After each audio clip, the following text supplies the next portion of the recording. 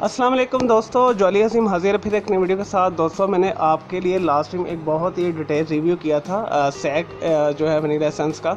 तो बेसिकली मैं आज आप लोग के लिए किसी भी ब्रांड का हो वनीला एसेंस उसका प्रॉपर इस्तेमाल करना आपको बताऊंगा।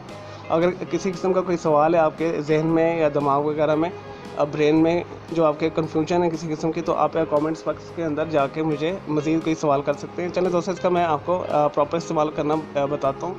बेसिकली जो वनीला एसेंस है वनीला बीन्स के साथ बनाया जाता है, मुख्तलिफ तरीके के साथ, आर्टिफिशली भी और नेचुरल तरीके के साथ भी।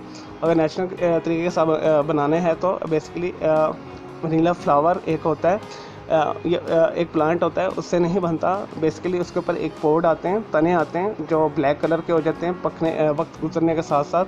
तो वो काफ़ी एक्सपेंसिव मिलते हैं, आप ऑनलाइन इसे परचेज़ भी कर सकते हैं। तो उसके बीन्स भी आप परचेज़ कर सकते हैं, या उसकी जो पोड है, तना जो है वो भी परचेज़ कर सकते हैं। तो आप उसे लेकर आप क्योंकि अल्कोहल आप इस्तेमाल नहीं कर सकते, आप किसी भी किस्म का ऑर्गेनिक ऑयल लेकर उसके अंदर आप पीस के या डिप करके रखते हैं काफ़ी, 1 साल के लिए तो ज़्यादा बेटर है, ये 6 माह के लिए। तो उससे वो इस तरह ये ब्लैक टाइप का हो जाएगा और वो बिल्कुल फ्रेश, जिसे कहते हैं वनीला एक्सट्रैक्ट कहलाता है। तो मैं आने वाली वीडियो में आपके लिए एक वनीला एक्सट्रैक्ट और वनीला एसेंस के अंदर फ़र्क भी बताऊँगा। तो इस तरह ये इसे तैयार किया जाता है, और आर्टिफिशली तो मुख्तलिफ केमिकल्स को मिक्स करके तैयार किया जाता है। तो इसका मैं इस्तेमाल की तरफ आते हैं दोस्तों।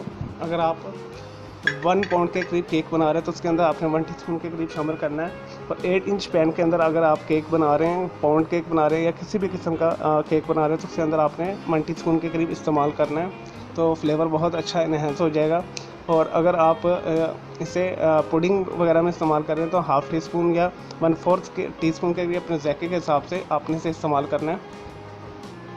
तो ये एक बहुत अच्छा फ्लेवर प्रोड्यूस करता है स्वीट डिशेस में स्पेशली, और मुख्तलिफ चॉकलेट के साथ भी आप इसे मिक्स कर सकते हैं। चॉकलेट के साथ भी इसका फ्लेवर बहुत अच्छा आता है। अगर आप कस्टर्ड वगैरह बना रहे हैं तो मुख्तलिफ किस्म के, तो उसके अंदर आप 1/4 टीस्पून के करीब इसे डाल लें तो उसका फ्लेवर बहुत अच्छा हो जाता है।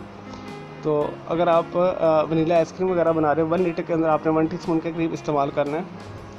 तो उससे भी इसका जायका जो है बहुत मज़ीद मज़े का लगता है, स्पेशली अगर आप ऑर्गेनिक वनीला एसेंस इस्तेमाल कर रहे हैं।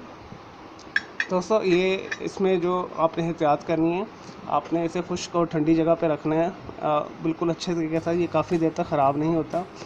कुछ लोग अल्कोहल में प्रिजर्व करके रखते हैं, कुछ ऑर्गेनिक ऑयल में, मैंने आपको बता दिया। तो आप जो है अल्कोहलिक इस्तेमाल नहीं कर सकते। तो आपने जब भी मार्केट से ये परचेज़ करना है तो आपने लाजमी स्पेशल देखना जी ये हलाल प्रोडक्ट है, जैसे इसके ऊपर भी लिखा हुआ है। तो ये आपने इस चीज़ का लाजमी ख्याल करना है। अगर आप इंटरनेशनल मार्केट से ऑनलाइन परचेज़ कर रहे हैं तो आपने इस चीज़ का लाजमी, मैं बार बार कह रहा हूँ, एहतियात करना है, क्योंकि ये अल्कोहल में प्रिजर्व किया होता है। तो समझ चलिए मैं आपको बता रहा था, अगर आप फ्रॉस्टिंग बना रहे हैं, क्रीम फ्रॉस्टिंग बना रहे हैं मलाई के साथ, क्रीम जिसे कहते हैं, व्हिप्ड क्रीम बना रहे हैं, तो अगर 400 मिलीलीटर तो आप उसमें 1 टीस्पून से 2 टीस्पून के करीब इस्तेमाल कर सकते हैं। अगर 200 मिलीलीटर के साथ क्रीम के साथ व्हिप क्रीम बना रहे हैं तो 1 टीस्पून काफ़ी है, क्योंकि काफ़ी स्ट्रॉन्ग फ्लेवर होता है, कई लोगों को इसका फ्लेवर पसंद नहीं होता। चलो दोस्तों, मैं उम्मीद करता हूँ आपको ये मेरी वीडियो पसंद आई होगी। मेरी इस वीडियो को लाइक करें, कमेंट्स करें और शेयर कीजिएगा। मेरा दूसरा चैनल है ग्राफिक्स एंड आर्ट्स का कलर क्लाउड के नाम से, आप उसे भी सब्सक्राइब कर लें। तो मेरे दोनों चैनल के बेल आइकॉन को ज़रूर क्लिक कीजिएगा ताकि आपको लेटेस्ट अपडेट्स और नोटिफिकेशन मिलते रहे। मुझे इजाज़त दें। ओके जी, अल्लाह हाफिज़, टेक केयर। और किसी भी किस्म का सवाल है तो वो आप पूछ सकते हैं कमेंट्स बॉक्स में।